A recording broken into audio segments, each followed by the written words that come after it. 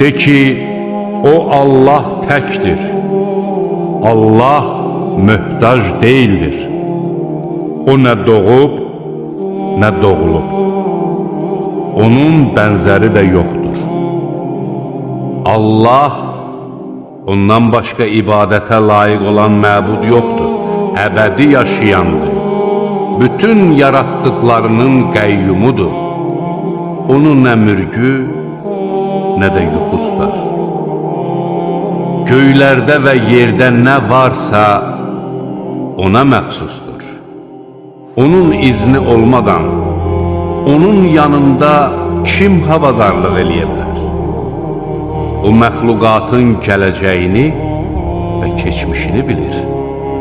Onlar onun elmindən, onun istədiyindən başqa heç bir şey qavraya bilməzlər.